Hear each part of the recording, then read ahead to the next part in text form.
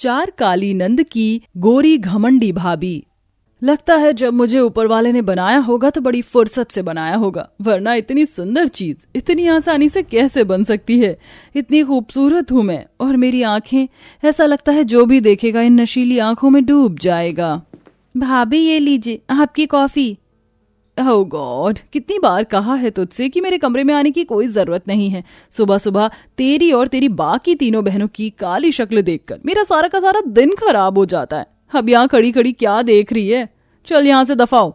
अपनी भाभी की बात सुन बेचारी महक की आंखों में आंसू आ जाते हैं और वो कॉफी का ग्लास रख कर वहां से चली जाती है। ये क्या गोबर बनाया है तुम चारों ने, खाने में तो कोई टेस्ट ही नहीं है। ऐसा खाना तो कोई कुत्ता भी नहीं खाएगा। बहू, ये क्या तमीज है? पिताजी आप तो चुप ही करिए।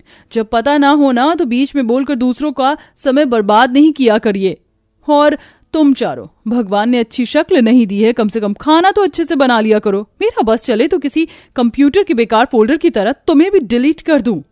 नंदनी रंग रूप से बहुत सुंदर थी। इतने सुंदर नैन नक्श और रंग होने की वजह से नंदनी के अंदर घमंड की भी कोई कमी नहीं थी। इसीलिए नंदनी हमेशा अपनी चारों काली नंद का मजाक उड़ाती थी और साथ ही साथ अपने सास ससुर की भी इज्जत नहीं करती थी। नंदनी, तेरा ससुराल तो सच में बहुत अच्छा है। बड़े अच्छे खासे घर में तेरी शादी हुई है। होती भी क्यों नहीं, मैं इतनी सुंदर जो हूँ। इतनी सुंदर बहू और पत्नी कौन नहीं चाहेगा। ये लीजिए स्नैक्स। ये कौन है? क्या तुम्हारे घर की नौकरानी है? काश ये मेरे घर की नौकरानी ही होती, लेकिन बदकिस्मती से ये मेरी नंद हैं। इतनी सुंदर और हुरकी पड़ी जैसी भाभी की इतनी काली नंद। ये तो कुछ भी नहीं है, मेरी बाकी की तीनों नंद भी बिल्कुल इसी तरह ही काली हैं। इतना अच्छा ससुराल तो मिल गया, लेकिन जब भी इन चारों की काली शक्लों को देखती हूँ तो मेरा तो उल्टी करने को जी करता है। नंदनी की बात सुन नंदनी की दोनों फ्रेंड्स मोनिका और प्रिया भी नंदनी की काली नंद का मजाक उड़ाने लगती हैं, जिसे देख कीर्ति की आंखों में आंसू आ जाते हैं और वो रोते हुए अपने कमरे में आ जाती है। अगर अर्जुन यहाँ होता तो कभी भी नंदनी बहू ऐसी हरकत नहीं करती। ना खूबसूरत बहू लाने के चक्कर में तो एक गलत लड़की को अपने घर की बहू बना कर ले आई। तुम चारों अपनी भाभी से इतना ज्यादा प्यार करती हो, लेकिन तुम्हारी भाभी तुम्हारे साथ ये सब करती है। इसमें भाभी की क्या गलती है? अगर हमारा रंग काला है तो हर कोई हमारा मजाक उड़ाएगा ही ना। भाभी जैसी भी है हमारी भाभी है, और भैया की पीठ पीछे भाभी का ध्यान रखना हमारा फर्ज है। भाभी भले ही हमारे काले रंग के लिए हमें ताने दे, दूसरों के सामने हमारी बेइज्जती करे, लेकिन हमारे दिल में हमारी भाभी के लिए कभी भी कुछ भी गलत चीज पैदा नहीं हो सकती है। नंदनी चाहे अपनी नंदों के साथ कितना भी बुरा बर्ताव कर ले, लेकिन नंदनी की नंदे हमेशा उसके साथ अच्छा ही बर्ताव करती थी। ऐसे ही एक दिन, अच्छा तो इन चारों ने तो मेरा सारा का सारा कमरा साफ कर दिया, कपड़े भी प्रेस कर दिए हैं और अब ये चारों अपने कमरे में आराम कर रही होंगी। क्यों ना इनका मैं आराम हराम करूं। इतना बोलकर नंदनी सारे कमरे की चीजों को इधर से उधर फैला देती है, साथ ही साथ कपड़ों को भी खोलकर जमीन पर फेंक देती है और चिल्लाते हुए अपनी नंदों को बुलाती है। महक, कीर्ति, दीपाली, दीप्ति, कहाँ हो चारों? जल्दी इधर आओ। क्या हुआ भाभी, आप ऐसे चिल्ला क्यों रही हैं? चिल्लाऊं नहीं तो और क्या करूं? मैंने तुम चारों को कमरा साफ करने के लिए कहा था, लेकिन तुम चारों ने तो बहुत अच्छे से मेरा कमरा साफ किया है और साथ ही साथ मेरे कपड़ों की हालत भी तुमने बहुत अच्छी की है। लेकिन भाभी ये सब कैसे हुआ? हमने तो आपका कमरा अच्छे से साफ किया था, साफ सफाई भी कर दी थी और साथ ही साथ हमने आपके कपड़े धोकर अच्छे से सुखाकर आयरन भी कर दी थी। तो तुम्हें क्या लगता है ये सब कुछ कोई और करके गया है? अगर 1 घंटे के अंदर मेरा सारा कमरा साफ नहीं हुआ और मेरे कपड़े नहीं धुले ना तो तुम चारों की खैर नहीं। चारों नंदे सब कुछ काम छोड़कर फिर से अपनी भाभी का कमरा साफ करती हैं और उसके कपड़े भी धोती हैं। वहीं नंदनी ये सब देखकर मन ही मन बहुत ज्यादा खुश होती है और ऐसे ही समय गुजरता रहता है। ये क्या, ये लिविंग रूम में इतने सारे मेकअप के प्रोडक्ट्स क्या कर रहे हैं? लगता है भाभी तैयार होकर इन्हें यहीं रखकर चली गई। ये मेकअप प्रोडक्ट्स कितने ज्यादा सुंदर है ना, और ये तो काफी अच्छे ब्रांड के भी हैं। इतने सारे मेकअप प्रोडक्ट्स को देखकर तो मेरा भी मन मेकअप करने का कर रहा है। चलो ना थोड़ा सा मेकअप करते हैं। दीपाली की बात सुन दीप्ति का भी मन मेकअप करने का कर जाता है, जिसके बाद दोनों बहनें बैठकर एक दूसरे का मेकअप करने लगती हैं और शीशे में खुद को निहारती हैं कि तभी वहां नंदनी आ जाती है और अपनी दोनों नंद को अपना मेकअप यूज करता देख गुस्से से तिलमिला जाती है।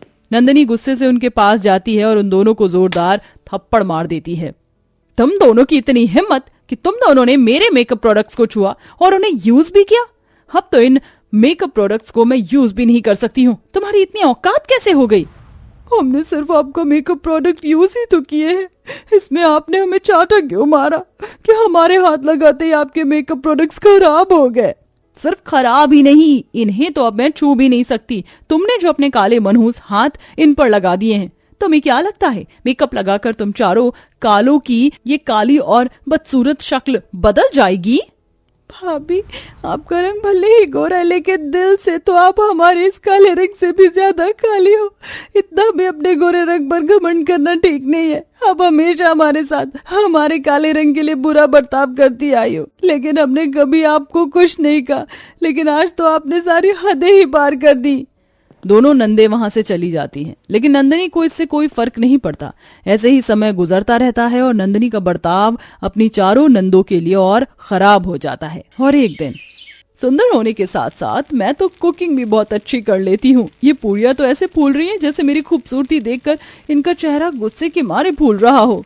ये बोलते हुए नंदिनी पूरियां तल ही रही होती कि तभी अचानक कढ़ाई में पूरी डालते समय तेल की कुछ छींटे नंदिनी के चेहरे पर आ जाती हैं। तेल इतना ज्यादा गर्म होता है कि जहां जहां नंदिनी के चेहरे पर तेल गिरता है वह जगह पूरी तरह से जल जाती है। डॉक्टर की दवाई से भी नंदिनी का चेहरा ठीक नहीं हो पाता है, जिसके चलते अब नंदिनी अपने आप को कमरे में बंद कर लेती है। भाभी प्लीज दरवाजा खोलिए, आपने 2 दिनों से कुछ भी नहीं खाया है, थोड़ा सा तो खाना खा लीजिए। तुम लोगों को समझ नहीं आता, मुझे नहीं खाना खाना। अब तो तुम चारों बहुत खुश होगी ना कि मेरा चेहरा जल गया। अब तो तुम्हारे दिल को सुकून मिल गया होगा ना। भाभी आप गलत सोच रही हैं, हम बिल्कुल भी खुश नहीं हैं। महक के लाख कहने पर भी नंदिनी दरवाजा नहीं खोलती है और दिन रात अपने कमरे में बैठकर रोती रहती है। अपनी भाभी की ऐसी हालत देख अब चारों नंद से रहा नहीं जाता। नंदिनी की चारों नंदे भले ही रंग रूप से काली थी, लेकिन पढ़ने में बहुत ज्यादा होशियार थी। इसलिए वह अपनी भाभी का चेहरा ठीक करने के लिए दिन रात एक कर देती हैं और आखिरकार वह चारों मिलकर घरेलू उपाय से अपनी भाभी के चेहरे को ठीक करने के लिए दवाई बनाती हैं। ये लीजिए, ये दवाई हम चारों ने अपने हाथों से बनाई है। इसे लगाने से धीरे धीरे आपके चेहरे के निशान चले जाएंगे और देखते ही देखते आपका चेहरा भी पहले की तरह हो जाएगा। क्या बकवास कर रही हो तुम चारों, मुझे नहीं लगाना ये, चली जाओ यहाँ से। भाभी प्लीज एक बार लगाकर तो देखिए, जरूर आपके चेहरे पर यह असर दिखाएगा। अपनी नंद के बार बार जिद करने पर नंदिनी उस दवाई को अपने चेहरे पर लगा लेती है। रोज रोज दवाई के इस्तेमाल से अब धीरे धीरे नंदिनी के चेहरे के दाग धब्बे हटने लगते हैं और बीतते समय के साथ साथ नंदिनी का चेहरा पहले की तरह होने लगता है और सिर्फ कुछ हफ्तों में नंदिनी बिल्कुल पहले की तरह सुंदर हो जाती है और उसके चेहरे पर एक भी दाग धब्बा नहीं होता और इसी के साथ नंदिनी का घमंड भी पूरी तरह से खत्म हो जाता है। तुम चारों अपनी भाभी को माफ कर दो। मैंने हमेशा अपनी खूबसूरती का घमंड दिखाकर तुम चारों के काले रंग का मजाक उड़ाया, लेकिन तुम चारों ने हमेशा मुझसे प्यार किया, मेरा ख्याल रखा, लेकिन उसके बावजूद भी मैंने कभी तुम्हारी कदर नहीं की। अगर आज तुम चारों ना होती तो शायद मेरा चेहरा भी कभी ठीक नहीं हो पाता। मुझे माफ कर दो। इतना कहकर नंदिनी रोते हुए हाथ जोड़कर अपनी नंदों के पैरों में गिरकर उनसे माफी मांगने लगती है। भाभी ये क्या कर रही हैं आप, उठिए, ऐसा मत करिए। आप हमारी बड़ी भाभी हैं और बड़ी भाभी तो माँ समान होती है। ऐसा मत करिए, जो हुआ उसे भूल जाइए। आपके दिल में हम चारों के लिए प्यार जाग गया, वही हमारे लिए काफी है। चारों नंदे अपनी भाभी को उठाती हैं और उसके गले लग जाते हैं, जिसके बाद अब नंदिनी भी अपनी चारों नंद का बहुत ज्यादा ख्याल रखती है। वहीं अब इन भाभी और नंद का रिश्ता बहुत ज्यादा प्यारा हो जाता है और सभी खुशी खुशी रहते हैं।